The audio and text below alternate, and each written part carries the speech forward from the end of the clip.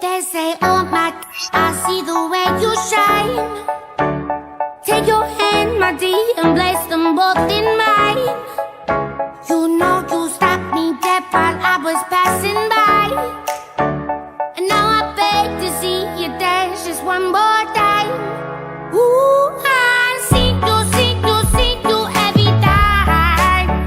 And oh my, I like your style. You make me wanna cry. And now I beg to see you dance just one more time. So they say, dance for me, dance for me, dance for me, oh. I never seen anybody do the things you do before. They say, move for me, move for me, move for me, eh. And when you're done, I'll make you do it all again. I said, oh my, I see you walking by. Take my hands, my dear, and look me in my eyes. Just like a monkey, I've been dancing my whole life. But you just beg to see me dance just one more time. Ooh, I see you every time. And oh my, I like your style. You make me wanna cry. And now I beg to see you dance just one more Boys of time. ninth grade, welcome to the 28th day of your online curriculum. Congratulations.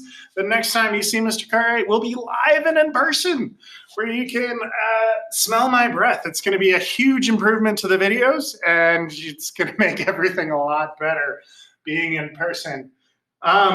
This is the season 1 finale, so please stay tuned. We will be talking about interval notation today. So, you can have parts of a graph, right?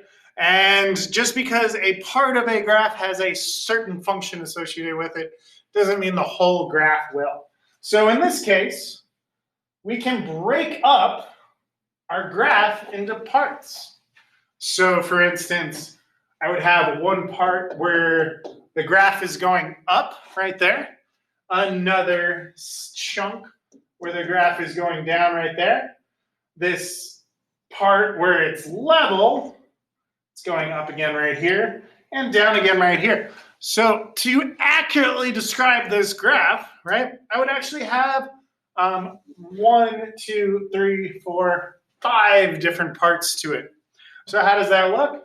Well, in interval notation, which is what we're talking about, interval means between a set of numbers. So let's talk about this first interval. Let's say it's between 0 and 2.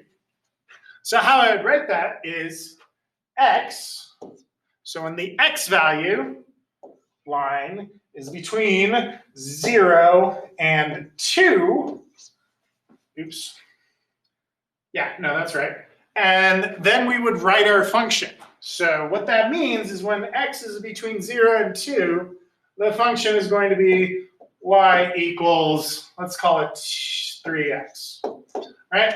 So this little line segment right here is represented by between 0 and 2, this is the function of my line, right?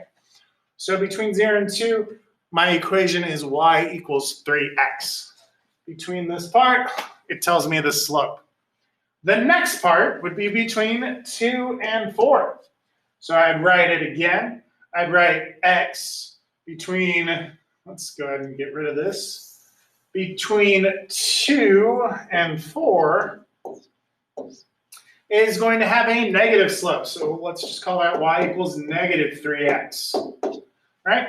And that's talking about this chunk in the middle, right? And we could keep doing this between x and 4 and x and 8, right? 4 comma 8. We're going to call that y equals 4, right? Because between 4 and 8, all we have is a flat straight line. So that equation is going to be y equals 4. And so you can break up an equation into all of its little tiny parts and write little tiny equations for those little tiny parts. It's super fun. It's like what I like to do on the weekends, right? Just kidding. There is an important thing to note about your parentheses. So notice how there are curvy parentheses and there are bracketed parentheses. The bracketed parentheses means the number is included. So what that means is if I have a bracket of 2 to 4, when x is exactly 2, that means it'll be on this line, right? If I put them in brackets.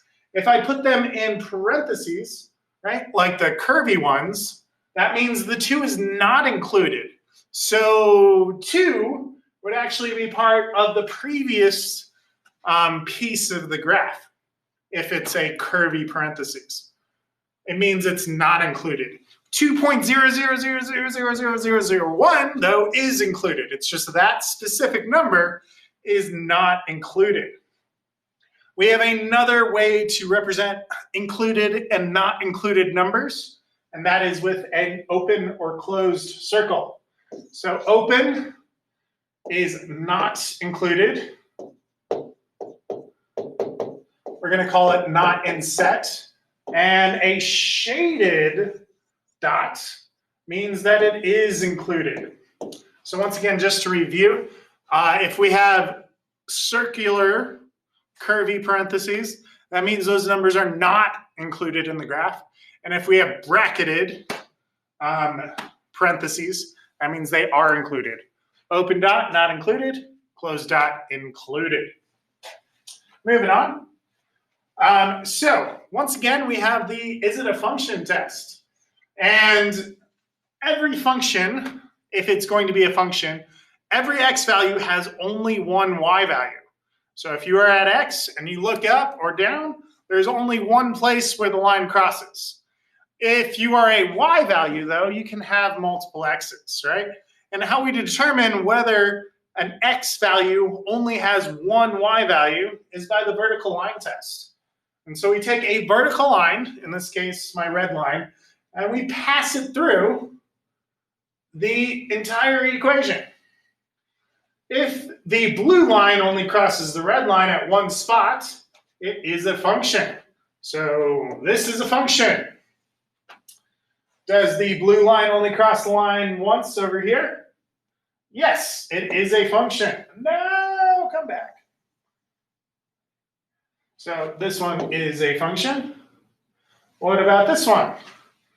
Okay, it's doing good, it's doing good. Oh man, all of the points are on the line, so therefore this is not a function, right?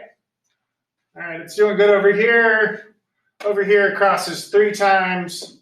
This is not a function. So you pass the vertical line through your equation, and you will be able to tell whether or not it is a function. If you have a table of values, right?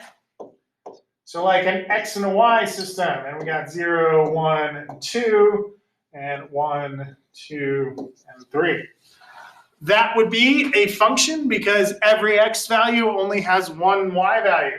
However, if you have a table that looks like this, 0, 1, 0, and over here we have 2, 3, 4, you can see that how for the x value of 0, there are 2 y values, which basically means it crosses over itself, and therefore this one is not a function, whereas the other table would be. All right. So we can also have a relative min and a relative max. So if I'm talking about a certain interval or a chunk of the equation, let's say I'm talking about right here, right? My relative maximum would then be right there, and my relative minimum would be right there. There is also such a thing as the absolute maximum and minimum, and in this case, the absolute minimum would be right here, and the absolute maximum would be right there. So the absolute refers to the entire graph, whereas the relative refers to little chunks of it. Okay, so absolute max and min, wherever it is the highest on the y-axis is going to be your absolute max. Lowest is going to be your absolute min. And the relative one will tell you where to look, right? So if you're looking between those two brackets, right, you can tell me where the graph is the highest and the lowest. Okay. We are going to come back to advanced interval notation later when we return in person. But basically, it's what we were talking about earlier. We can make an equation for that section. We can make an equation for that section, an equation for that section. So you can make multiple equations to represent one graph. Just break it up based on the changes, right? I wouldn't want to break up this graph in the middle because it's not changing. It's the same graph. I can save myself some time and some energy by just having that all included. However, I can't compare this straight line to that parabola, so I need a different interval and a different equation. Hopefully that all made sense to you guys. And please return to the live classroom. If you want to freeze the frame, it's definitely hard to kind of see, but this kind of shows you in essence what we had just talked about. Please return to the live classroom and have a wonderful rest of your day.